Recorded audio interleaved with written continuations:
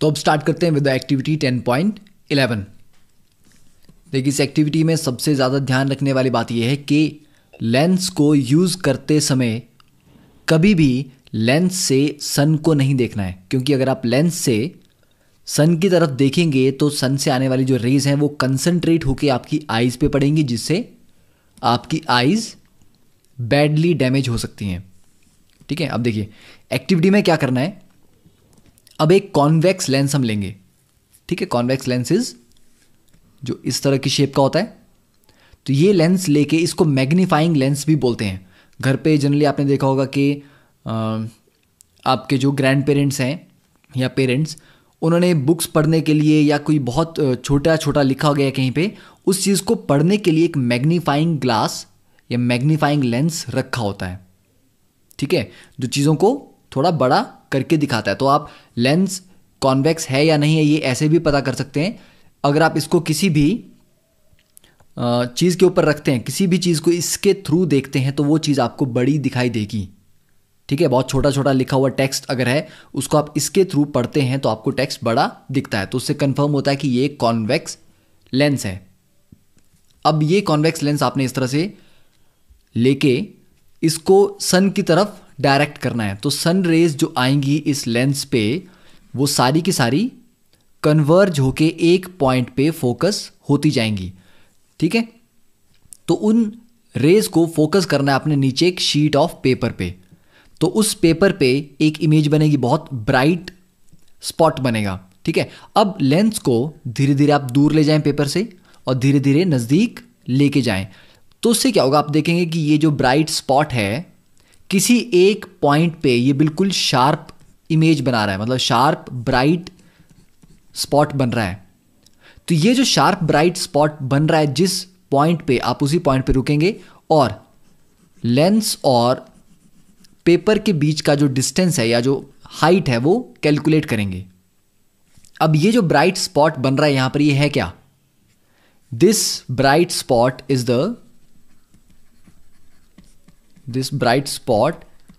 Is the real image of sun. यही sun की real image बन रही है। ठीक है, बहुत छोटी बन रही है बट ये रियल इमेज है। ठीक है, तो आपने ये डिस्टेंस कैलकुलेट कर लिया। ये डिस्टेंस किसके बराबर आएगा? ये डिस्टेंस होगा फोकल लेंथ के बराबर। ठीक है, कि किस डिस्टेंस पे इमेज शार्प बन रही है। इमेज तो बनेगी, हमेशा बनेगी। आप लेंस को ऊपर ले जाएं या और नीचे ले जाएं, इमेज तो बनेगी, पर वो बहुत शार्प नहीं होगी। शार्प सिर्फ एक ही पर्टिकुलर पॉइंट पे होगी। अब उसी पॉइंट पे hold the paper and the lens in the same position for a while. तो इसी पॉइंट पे अगर आप लेंस को पकड़े रखेंगे तो कुछ सेकंड्स में आप देखेंगे कि पेपर सडनली जलने लग गया है। ठीक है, ये क्यों जलेगा? बिकॉज सन रेज एक पॉइंट पे जब कंसंट्रेट होंगी तो उनसे इतनी ज़्यादा हीट जनरेट होगी जिससे पेपर जलने लगता है। ठीक है, चाहे पेपर की जगह आप सूखी पत्तियां रख सकते हैं, लकड़ी रख सकते हैं, तो कोई भी ऑब्जेक्ट धीरे धीरे गर्म होके वो बर्निंग स्टार्ट हो सकती है। अब इसी आइडिया को, जो रेज को कन्वर्ज करने वाला आइडिया है, इसी को आर्किमिडीज ने बहुत साल पहले यूज़ किया था एक वेपन की तरह, कि अगर एनिमी शिप आता है, तो शिप तो उस समय लकड़ी के होते थे, तो एनिमी शिप को आप किस तरह से डिस्ट्रॉय कर सकते हैं? बहुत सारे कॉनकेव मिरर्स, क्योंकि कॉनकेव मिरर लाइट को कन्वर्ज करते हैं। ठीक है, कॉनकेव मिरर। तो कॉनकेव मिरर्स पे जो सनलाइट पड़ रही है, ये सारी की सारी सन रेज यहाँ पे क्या होंगी? फोकस कर सकते हैं आप। ठीक है, सारे मिरर्स को एडजस्ट करके फोकस कर सकते हैं एक एनिमी शिप के ऊपर। तो ये सारी रेज जब एक एनिमी शिप पे कन्वर्ज होंगी तो उससे इतनी ज़्यादा हीट जनरेट होगी कि यहाँ पर आग लग जाएगी। ठीक है, तो इसी कॉन्सेप्ट को हम अलग अलग तरह से यूज़ कर सकते हैं। अब देखिए, ये डायग्राम हमने प्रीवियस लेक्चर में भी देखा था कि ये जो है it is a convex lens, और कॉन्वेक्स लेंस को और क्या बोलते हैं? Converging lens. कन्वर्जिंग लेंस इसलिए बोलते हैं क्योंकि सारी रेज को ये कन्वर्ज करके एक पॉइंट पे फोकस कर देता है। अब ऐसा क्यों होता है?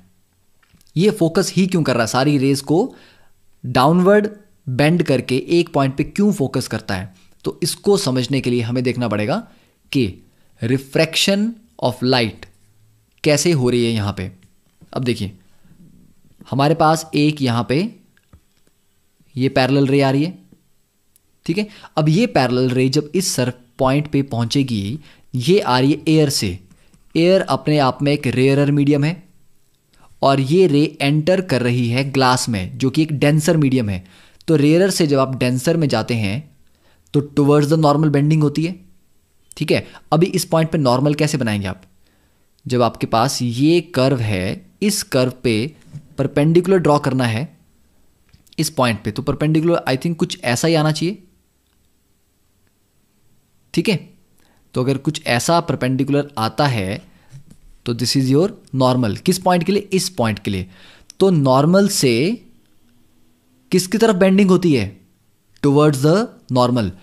तो अगर बेंडिंग नहीं होती, मान लीजिए अगर नहीं होती बेंडिंग, तो ये जो रे थी ये ऐसे सीधी निकल जाती, ठीक है, अगर बेंडिंग नहीं हो रही है तो। पर क्योंकि बेंडिंग हो रही है तो रे सीधी नहीं निकल सकती, इस रे को यहां से बेंड करना पड़ेगा, ठीक है। तो मान लीजिए थोड़ा डाउनवर्ड बेंड होती है यहां तक। अब इस पॉइंट पे अब ये ग्लास से वापस बाहर एयर में जा रही है, तो डेंसर मीडियम से रेयरर मीडियम में जा रही है। तो अब दोबारा आपको नॉर्मल बनानी पड़ेगी इस पॉइंट पे। तो इस पॉइंट पे अगर हम एक परपेंडिकुलर ड्रॉ करते हैं तो कुछ ऐसा होगा। अब अगर ये रे यहां से रिफ्रैक्ट नहीं होती तो ये सीधी ऐसी जाती, पर क्योंकि ये रिफ्रैक्ट हो रही है और डेंसर से रेयरर मीडियम में जाने पे away from the normal bending होती है, अवे फ्रॉम द नॉर्मल, तो ये कुछ फिर से नीचे की तरफ मुड़ जाएगी, ठीक है। तो ये दोनों केसेस में, मतलब एयर से ग्लास में एंटर कर रही है तब भी नीचे की तरफ मुड़ रही है, ग्लास से वापस एयर में जा रही है तब भी नीचे की तरफ मुड़ रही है। तो इसी वजह से सारी की सारी पैरेलल रेज आके एक पॉइंट पे फोकस हो जाती हैं, ठीक है। तो जब ये सारी रेज आके प्रिंसिपल एक्सिस पे मिलती हैं तो उस पॉइंट को कहा जाता है प्रिंसिपल फोकस, ठीक है। तो ये आपको क्लियर हो गया कि क्यों कॉन्वेक्स लेंस रेज को कन्वर्ज ही करता है। अब देखिए सेकंड केस, यहां पर हमारे पास है एक कॉनकेव लेंस, ठीक है। कॉनकेव लेंस को और क्या बोल सकते हैं हम, डाइवर्जिंग लेंस, क्योंकि ये रेज को बाहर की तरफ डाइवर्ज, मतलब बाहर की तरफ भेज देता है, बेंड करके डाइवर्ज कर देता है। अब यहां पे भी हम एक रेज के ऊपर डालेंगे, मान लीजिए इस सरफेस पे रे पड़ी। अब इस पॉइंट पे हम एयर से ग्लास में एंटर कर रहे हैं तो टुवर्ड द नॉर्मल बेंडिंग होगी। तो इस पॉइंट पे मान लीजिए ये परपेंडिकुलर, ठीक है, नॉर्मल, तो ये एक नॉर्मल है। अब टुवर्ड द नॉर्मल, तो जो रे सीधी जानी चाहिए थी वो टुवर्ड द नॉर्मल थोड़ा सा ऊपर की तरफ बेंड हो जाएगी, ठीक है। ये मान लीजिए यहां पर इतनी सी बेंडिंग होगी यहां पे। अब इस पॉइंट पे फिर से ये ग्लास से वापस एयर में जा रही है, तो डेंसर से रेयरर में, तो डेंसर से रेयरर में जाने के लिए फिर से बेंडिंग होगी, रिफ्रैक्शन होगी। तो इस पॉइंट पे जो नॉर्मल आएगा परपेंडिकुलर वो कुछ ऐसा आएगा, ठीक है। तो ये इस पॉइंट के लिए नॉर्मल हो गया। अब जब डेंसर से रेयरर में जाते हैं तो away from the normal bending होती है। तो अवे फ्रॉम द नॉर्मल, अगर ये रे नहीं बेंड होती तो ऐसी सीधी जाती, पर क्योंकि बेंड हो रही है तो ये थोड़ा सा ऊपर की तरफ मुड़ जाएगी। तो आप देख सकते हैं कि दोनों केसेस में इस सरफेस पे भी ऊपर की तरफ बेंडिंग हो रही है और इस सरफेस पे भी ऊपर की तरफ ही बेंडिंग हो रही है, इसीलिए रे डाइवर्ज कर जाती है, ठीक है। और ये डाइवर्जिंग रे हमें क्या लगता है कि कहां से आ रही है, अगर हम भूल जाएं कि ये लेंस यहां पर रखा गया है तो ये रे कहां से आ रही होगी, इस पॉइंट से, और ये रे कहां से आ रही होगी, इस पॉइंट से, ठीक है। तो ये रेज जहां से आती हुई दिखाई देती हैं, they appear to be coming from this particular point. So इस पॉइंट को अब हम कहेंगे इसका प्रिंसिपल फोकस। तो ये हो गया लेंसेज के बारे में कि लेंसेज किस तरह से रेज को बेंड करते हैं, ठीक है। अब नेक्स्ट देखते हैं what is the image formation by lenses. ठीक है, कि इमेज फॉर्मेशन के लिए हम क्या एक्टिविटी कर सकते हैं। अब इमेज फॉर्मेशन बाय लेंसेज की जब हम बात करते हैं तो सबसे पहले हम एक्टिविटी करेंगे कॉन्वेक्स लेंस के लिए। ठीक है, now this is a convex lens. अब इसका अगर हम एक सिंपल डायग्राम देखें तो कॉन्वेक्स लेंस के सेंटर को कहा जाता है ऑप्टिकल सेंटर। ठीक है, ये वाला जो पॉइंट है इसको ऑप्टिकल सेंटर कहा जाता है और इसको O से डिनोट करते हैं। ठीक है, और क्योंकि इसमें दो कर्व हैं, एक ये वाला कर्व है और एक ये वाला कर्व है, तो दोनों के सेंटर ऑफ कर्वेचर बनेंगे। ठीक है, तो दो हमारे पास सेंटर ऑफ कर्वेचर आते हैं। एक सेंटर ऑफ कर्वेचर ये आ जाएगा, ठीक है, इस वाले कर्व के लिए, और दूसरे कर्व के लिए ये आ जाएगा सेंटर ऑफ कर्वेचर। तो इसको हम C1 और इसको C2 भी डिनोट कर सकते हैं। दोनों सेंटर ऑफ कर्वेचर को ज्वाइन करने वाली एक्सिस को कहते हैं प्रिंसिपल एक्सिस, और सेंटर ऑफ कर्वेचर से हाफ डिस्टेंस पे आता है प्रिंसिपल फोकस। ठीक है, जिसको हम कैपिटल F, तो इसको हम F2 मार्क कर सकते हैं और इस वाले को F1 मार्क कर सकते हैं। और ऑप्टिकल सेंटर से लेके प्रिंसिपल फोकस तक के डिस्टेंस को कहते हैं फोकल लेंथ। तो ये बेसिक नॉमेनक्लेचर तो हम जानते हैं। अब आपको क्या करना है इस एक्टिविटी में, now take a convex lens. ठीक है, find its appropriate focal length. अब देखो फोकल लेंथ कैसे कैलकुलेट करनी है। प्रीवियस एक्टिविटी में आपने सन की तरफ लेंस रख के उसको पेपर पे एक उसकी इमेज बनाई थी, जिसे थोड़ी देर के बाद पेपर जलने लग गया था। तो उसी तरह से इस लेंस की भी आपने फोकल लेंथ कैलकुलेट करनी है। ठीक है, मतलब नीचे एक पेपर रख के लेंस को धीरे धीरे उसके नज़दीक और दूर ले जाएंगे। जिस पॉइंट पे शार्प ब्राइट स्पॉट उसके ऊपर बनता है सन का real image, that is your focal length. ठीक है, तो फोकल लेंथ आपने कैलकुलेट कर ली। मान लीजिए फोकल लेंथ आ गई आपकी F सेंटीमीटर।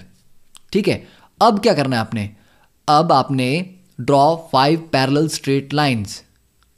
ठीक है, ऐसी 5 पैरेलल स्ट्रेट लाइन ड्रॉ करनी है कि the distance between the successive lines is equal to the focal length. मतलब जैसे कि इस केस में अगर हम देखें, ठीक है, तो क्या कर सकते हैं हम, एक आपकी फोकल लेंथ होगी, एक ये वाली लेंथ होगी आपकी, एक ये लाइन आपने ड्रॉ करनी है, और जितना फोकल लेंथ आपने कैलकुलेट किया है F सेंटीमीटर, उतने पे एक लाइन आपने ड्रॉ करनी है पैरेलल, फिर F सेंटीमीटर पे एक और लाइन ड्रॉ करनी है, दूसरी तरफ F सेंटीमीटर पे एक लाइन ड्रॉ करनी है, और ये होगी टोटल 5 लाइंस। तो पांचों लाइंस पे, तो इनको मैं नंबर कर देता हूं, दिस इज 1 2 3 4 5। तो 5 आपने ऐसी पैरेलल लाइंस ड्रॉ करनी है और सबके बीच का डिस्टेंस कितना होगा, F। ठीक है, फोकल लेंथ के बराबर।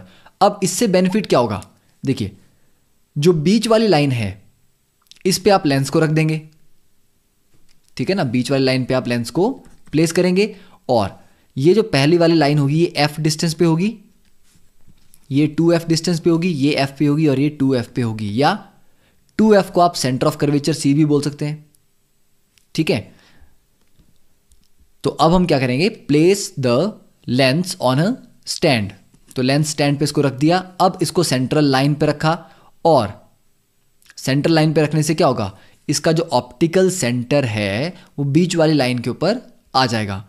अब लेफ्ट में भी जो 2 लाइंस हैं वो F और 2F पे हैं, राइट साइड में भी जो 2 लाइंस हैं वो भी F और 2F पे हैं। तो हम क्या कर सकते हैं, एक तरफ वाले को F1 और 2F1 मार्क कर दिया। ठीक है, जैसे यहाँ पे था तो इसको आपने मार्क कर दिया F1 और इसको 2F1, दूसरी तरफ F2 और 2F2, इस तरह से मार्किंग कर दी। ठीक है, अब उसके बाद क्या करना, नाउ प्लेस अ बर्निंग कैंडल, एक जलती हुई कैंडल को 2F1 से भी दूर रखना है लेफ्ट में। ठीक है, तो ये यहाँ पर आपका केस, ये डायग्राम है। तो मान लीजिए ये आपका लेंस है, यहाँ पर एक सेंटर लाइन थी, एक लाइन मान लीजिए यहाँ पे थी, एक लाइन यहाँ पे थी। ठीक है, सबके बीच में बस डिस्टेंस बराबर होना चाहिए, ये ध्यान में रखना है आपने बस। ठीक है, तो मान लीजिए ये डिस्टेंस भी f है, ये डिस्टेंस भी f है, ऐसी दो लाइन दूसरी तरफ भी ड्रॉ करनी है। अब ये जो आपका कैंडल है ये आपका अभी ऑब्जेक्ट है, ऑब्जेक्ट 2f डिस्टेंस से भी दूर रखा गया है। अब ये लेंस है, लेंस के दूसरी तरफ आपने रखनी है स्क्रीन। अब इस स्क्रीन पे आपने चेक करना है कि स्क्रीन पे इस ऑब्जेक्ट की इमेज कैसी बनती है। तो पहली चीज़ है कि इमेज यहां पर दिख रहा है आपको कि देखिए कैंडल उल्टी बन रही है, मतलब इन्वर्टेड इमेज है। अब इस स्क्रीन को लेफ्ट में लाएं, थोड़ा राइट लेके जाएं और उस पॉइंट पे फिक्स करना है जिस पे आपको ये इमेज सबसे ज़्यादा साफ क्लियर दिखाई देती है। ठीक है, तो एक वो हो गया। तो आपने पहले देख लिया कि जब ऑब्जेक्ट हमारा कहाँ पे रखा था, 2f से दूर रखा था, तब इमेज कितने डिस्टेंस पे, मतलब स्क्रीन कितनी दूर थी जब उसकी इमेज क्लियर बन रही है। फिर अगली बार क्या करना, इस ऑब्जेक्ट को आपने यहां पर रख दिया, मतलब इस डिस्टेंस पे जो कि 2f डिस्टेंस है। तो जब ऑब्जेक्ट को आपने एट 2f1 रखा है तब स्क्रीन को आगे पीछे करके आपने देखना है कि उसकी proper clear image, sharp image कहां बन रही है। तो वो डिस्टेंस लेंस और स्क्रीन के बीच का नोट करना है। फिर इस ऑब्जेक्ट को इस और इस लाइन के बीच में रखना है, मतलब f1 और 2f1 के बीच में रखना है। ठीक है, तब आपने इमेज चेक करनी है कैसी है, साइज में बड़ा हुआ उसका साइज, अभी भी इन्वर्टेड है या इरेक्ट है। ठीक है, तो ये सारी प्रॉपर्टी जो हमने प्रीवियस केसेस में मिरर के लिए की थी वही एक्टिविटी यहाँ पे करनी है। तो पहले आपका जो ऑब्जेक्ट होगा बहुत दूर होगा, ऑलमोस्ट एट इन्फिनिटी, फिर 2f1 से दूर होगा, फिर 2f1 पे होगा, फिर f1 और 2f1 के बीच में, फिर f1 मतलब फोकस पॉइंट पे होगा, फिर फोकस और ऑप्टिकल सेंटर के बीच में होगा। तो इन सभी केसेस के लिए आप एक्टिविटी करके देखेंगे कि इमेज कैसी बनी है। तो इस टेबल में इन्होंने लिख दिया हुआ है कि जब ऑब्जेक्ट बहुत दूर होता है इन्फिनिटी पे तो relative size of image, image बनती है f2 पे और बहुत डिमिनिश्ड होती है, पॉइंट साइज्ड होती है। अब इन्फिनिटी वाली इमेज f2 पे क्यों बनती है ये तो हम आई थिंक जानते हैं, क्योंकि अभी हमने थोड़ी देर पहले ही पढ़ा है कि जब इस तरह से पैरेलल रेज आ रही हैं तो मतलब ये इन्फिनिटी से आ रही हैं, तो ये सारी रेज तो फोकल पॉइंट पे ही जाके मिलती हैं, इसलिए यहीं पर आपकी इमेज भी बनेगी। तो इन्फिनिटी से आने वाली रेज की जो इमेज है वो तो प्रिंसिपल फोकस पे ही बनती हैं। ठीक है, और बाकी के भी ये जो सारे पोजीशंस हैं कि इमेज यहाँ पर डिमिनिश्ड मतलब छोटी है साइज़ में, यहाँ पर सेम साइज़ की है, यहाँ पर एनलार्ज है, तो ये सारे केसेस कि सभी में रियल और इन्वर्टेड है, एक्सेप्ट कि जब आपका f1 और ऑप्टिकल सेंटर के बीच में हो तब जाके इमेज आपकी वर्चुअल और इरेक्ट होती है। तो ये वाला पॉइंट याद रखना है, बाकी सब में तो रियल और इन्वर्टेड है। ठीक है, अब यही सेम एक्टिविटी हम कॉनकेव लेंस के लिए भी रिपीट करेंगे। Now it is a concave lens. ठीक है, तो देखिए ये वाला पॉइंट आ गया फोकल पॉइंट f डिस्टेंस पे, 2f डिस्टेंस पे आप इसको सेंटर ऑफ कर्वेचर ले सकते हैं, C1, इसको f1, इसको f2, इसको C2। ठीक है, ये प्रिंसिपल एक्सिस आ गई और ये वाला पॉइंट आ गया ऑप्टिकल सेंटर। ठीक है, अब यहां पर भी वही काम करना है, take a concave lens, place it on a lens stand, फिर बर्निंग कैंडल लेके आना है। अब उसी तरह से स्क्रीन लेके आपने इमेज को चेक करना है, पर अब कितनी पोजीशंस होंगी, एक बार आपने ऑब्जेक्ट को रखना है इन्फिनिटी पे, मतलब बहुत दूर वाले ऑब्जेक्ट की इमेज लेनी है, और दूसरी बार इन्फिनिटी और ऑप्टिकल सेंटर के बीच में।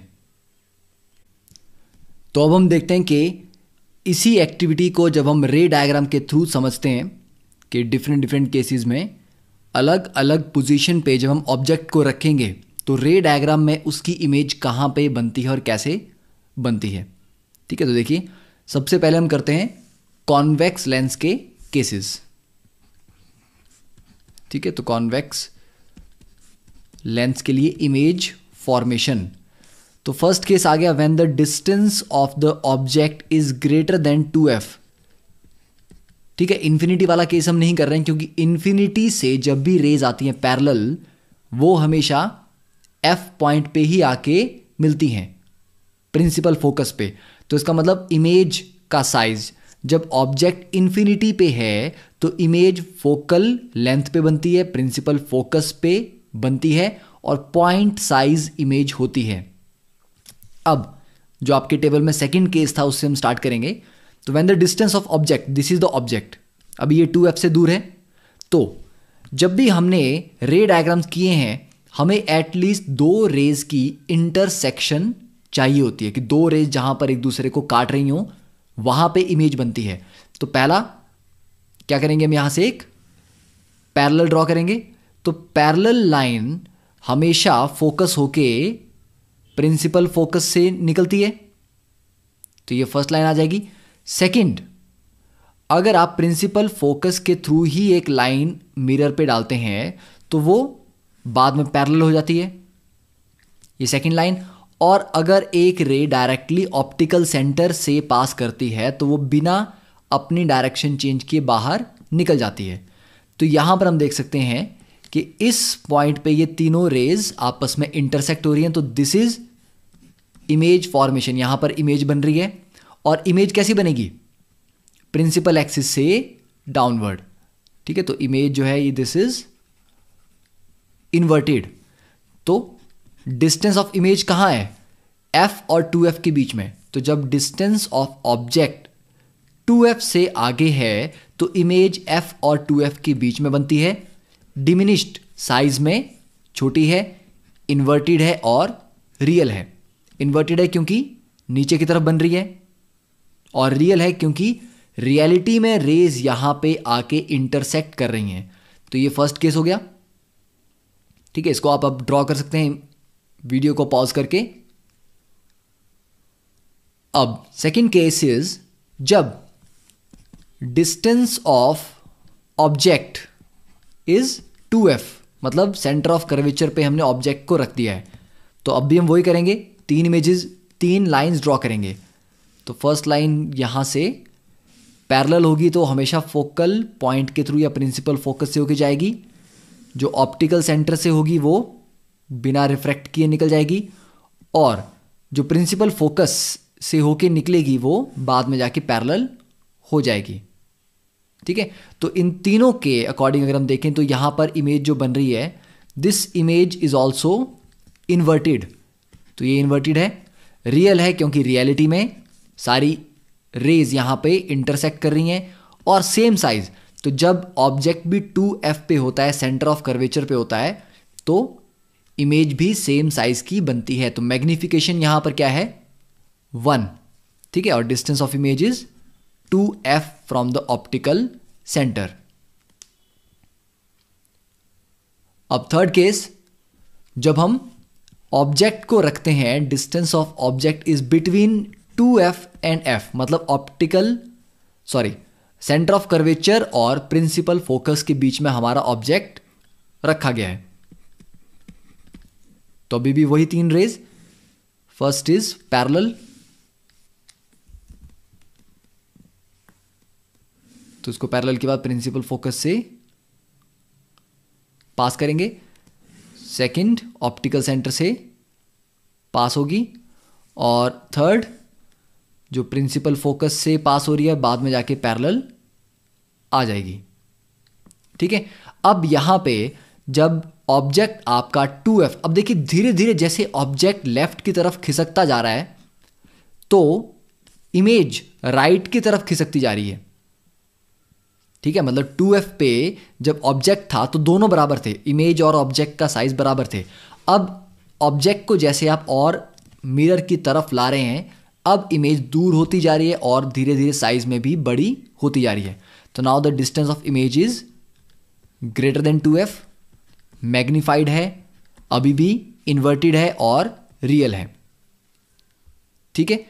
एंड नेक्स्ट केस इज जब हमने ऑब्जेक्ट को प्रिंसिपल फोकस पे ही रख दिया, f डिस्टेंस पे रख दिया है। अब फर्स्ट रे पैरेलल, ये प्रिंसिपल फोकस होकर बाहर निकल जाएगी, और दूसरी रे ऑप्टिकल सेंटर से होती हुई पैरेलल आ जाएगी। अब देखिए दोनों रेज आपस में पैरेलल हैं, तो पैरेलल रेज तो कभी भी इंटरसेक्ट नहीं करती, या आप बोल सकते हैं कि इन्फिनिटी पे जाके ये आपस में इंटरसेक्ट करेंगी। इसीलिए टेबल में लिखा गया है कि इमेज कहाँ बनेगी, इन्फिनिटी पे। पर अगर देखा जाए तो इन्फिनिटी इतना दूर है कि पैरेलल रेज बेसिकली यहाँ पर इंटरसेक्ट नहीं करेंगी, और हम बोल सकते हैं कि इमेज भी नहीं बनेगी। ठीक है, और अगर इन्फिनिटी पे जाके करती भी हैं तो इमेज का साइज क्या होगा, बहुत ही ज़्यादा मैग्नीफाइड होगी इमेज और इन्वर्टेड होगी।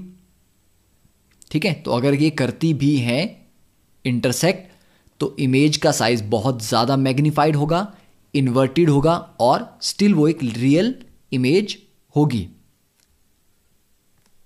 अब देखते हैं फिफ्थ केस, यहां पर डिस्टेंस ऑफ ऑब्जेक्ट। अब हमने ऑब्जेक्ट को फोकल लेंथ से भी कम डिस्टेंस पे रख दिया, मतलब प्रिंसिपल फोकस और ऑप्टिकल सेंटर के बीच में इसको रख दिया है। तो अब देखिए एक ये रे पैरेलल जा रही है और ये प्रिंसिपल फोकस से होके पैरेलल बाहर, और दूसरी ऑप्टिकल सेंटर से होती हुई बाहर। अब क्योंकि इन दोनों रेज के बीच में तो एंगल है, ये पैरेलल भी नहीं है, ये डाइवर्जिंग रेज हैं। डाइवर्जिंग रेज तो कभी भी आगे जाके इंटरसेक्ट नहीं करेंगी, पर हाँ ये पीछे तो इंटरसेक्ट कर सकती हैं। तो इनको अगर हम बैकवर्ड डायरेक्शन में, ठीक है, यहाँ से पीछे की तरफ एक्सटेंड इनको अगर हम करते हैं तो क्या होगा, तो ये रेज ऐसा लग रहा है कि कुछ यहाँ से आ रही हैं। ठीक है, ये दोनों रेज को हमने बैकवर्ड ट्रेस किया, तो ट्रेस करने पे लग रहा है कि ये इस पॉइंट से चल रही हैं, तो मतलब इस पॉइंट पे इमेज बन रही है। अब इमेज उसी तरफ है जिस तरफ ऑब्जेक्ट रखा हुआ था। ठीक है, अब दोनों सेम तरफ, एक ही तरफ हैं, तो now image is behind the lens. ठीक है, पहले तो लाइट ऐसे जाती थी लेंस के थ्रू और पीछे इमेज बनती थी, अब image is behind lens. Magnified है क्योंकि साइज में काफ़ी बड़ी है।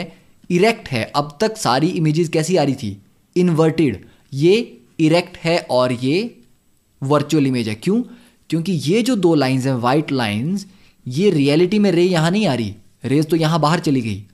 इनको हमने पीछे की तरफ ट्रेस किया है, तो हम इनको पीछे ट्रेस करके एक इमेजिनरी पॉइंट पे मिला रहे हैं, इसीलिए ये एक रियल इमेज नहीं है, ये एक वर्चुअल इमेज है। तो ये केसेस हो गए कॉन्वेक्स लेंस के लिए। अब नेक्स्ट देखते हैं कॉनकेव लेंस। ठीक है, तो कॉनकेव लेंस में पहली चीज तो आपको पता है कि जब इन्फिनिटी से रेज आती हैं तो वो बाहर डाइवर्ज होती हैं, और डाइवर्ज होके प्रिंसिपल फोकस पे उसका भी इमेज बनती थी।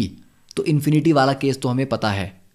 सेकंड केस, इन्फिनिटी से अंदर कहीं पर भी अगर आप इसको रखते हैं, ठीक है, कहीं पे भी, मतलब इस ऑप्टिकल सेंटर से चाहे f के बीच में रखें या 2f के बीच में रखें, 2f से दूर, मतलब इन्फिनिटी से अंदर किसी भी पॉइंट पे अगर आपका ऑब्जेक्ट है, तो अब इसकी इमेज कैसी बनेगी, हमेशा बिहाइंड द लेंस, इरेक्ट और डिमिनिश्ड।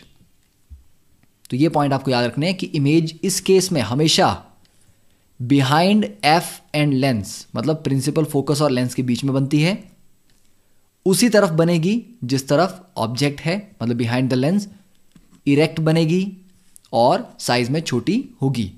कैसे, ये देख लीजिए। तो यहां पर ये ऑब्जेक्ट था, एक पैरेलल रे। अब पैरेलल रे यहां पे डाइवर्ज होके बाहर जाती है, बाहर इस तरह से जाएगी कि अगर उसको पीछे की तरफ, ठीक है, अगर उसको हम पीछे की तरफ ट्रेस करते भी हैं तो वो कहाँ मिलती है, तो वो रे मिलती है प्रिंसिपल फोकस पे। फिर सेकंड रे हम डायरेक्टली ऑप्टिकल सेंटर के थ्रू पास कर सकते हैं, ये तो सीधा बाहर निकल जाएगी, ठीक है। और थर्ड, मान लीजिए इस पॉइंट से आप इस वाले प्रिंसिपल फोकस को टारगेट कर रहे हैं, मान लीजिए, ठीक है। तो अगर इस लाइन में आपकी रे जा रही है तो यहां तक पहुंचने के बाद वो फिर पैरेलल चली जाती है, ठीक है। तो पैरेलल रे डाइवर्ज होके वापस ऐसा लग रहा है कि प्रिंसिपल फोकस पे आ रही है, और जो रे प्रिंसिपल फोकस की तरफ जा रही थी दूसरी तरफ वाले, वो फिर पैरेलल चली जाती है। ठीक है, तो ये इन रेज के डायरेक्शंस हम डिफाइन कर सकते हैं। तो अब ये सारी रेज इस पॉइंट पे आके यहाँ पे मिल रही हैं, ठीक है। ये बीच में जो वाइट रे है ये कोई रे नहीं है, ठीक है, ये हमने इमेजिनरी इसको पीछे एक्सटेंड किया था। तो अगर हम देखें रे कहाँ पे आपस में इंटरसेक्ट कर रही हैं, इस पॉइंट पे, ठीक है। अब आप बोलेंगे इस पॉइंट पे तो कोई रे इंटरसेक्ट नहीं कर रही। देखिए ये रे जब हम इसको वापस पीछे तरफ ला रहे थे और इस रे को पीछे ला रहे थे, तो ये सारी तीनों रेज इसी पॉइंट पे इंटरसेक्ट कर रही हैं, तो यही बनेगी इमेज। अब क्योंकि यहां पे रियलिटी में दो रेज नहीं आ रही हैं, हमें रेज को पीछे की तरफ ट्रेस करके लाना पड़ रहा है, इसीलिए इमेज कैसी है, it is behind the lens, और ये वर्चुअल इमेज होगी और ये डिमिनिश्ड होगी, ठीक है। तो दिस इज द केस। तो अब हमने कॉन्वेक्स लेंस और कॉनकेव लेंस दोनों के इमेज फॉर्मेशन को रे डायग्राम के थ्रू समझ लिया। अब हम नेक्स्ट लेक्चर में स्टार्ट करेंगे the sign convention for spherical lenses, lens formula और उनकी मैग्निफिकेशन। Okay, thank you.